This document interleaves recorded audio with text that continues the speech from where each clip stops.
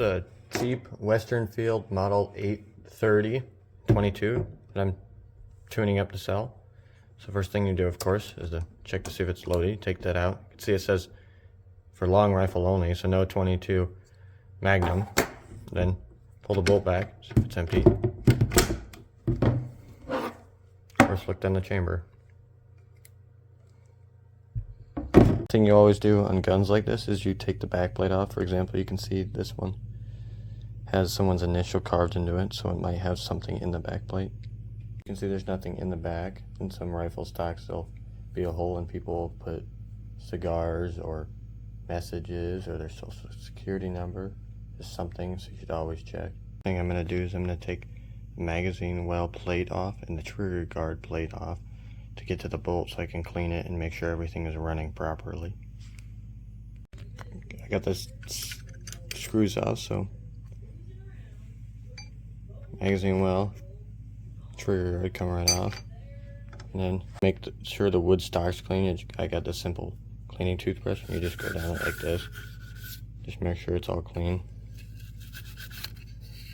Just get all the angles, because you never know. And it is a nice polish gun. Won't look factory new, but it's always nice to clean your guns. You can see the action here in this simple safety that prevents this plunger that the trigger connects to. That's held in, and as it's pressed, this is let down and that goes forward and it hits the firing pin and fires. Now this is a very complicated trigger for a 22, but not really when it was designed back then. Also see the magazine guide, which is not necessarily needed. It further complicates it. It's a 22, simple lock and magazine. That's all you really need.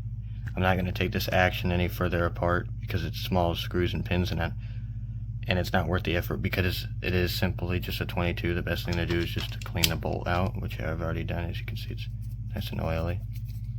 Next, take the receiver in the action barrel, just set it back in.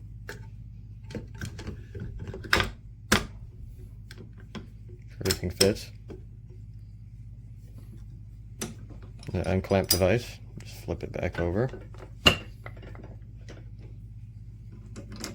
Take the magazine well plate, set it back in where it's supposed to line up. And then take the screws, of course, screw them back in. Got the magazine well plate on. First, now you need to put your trigger guard in. Fit it in there like that, and of course, make sure the holes are lined up. The screws. I'm going to put the magazine back in, line it up. It's kind of a weird, wonky magazine. And then, rifle's good to go.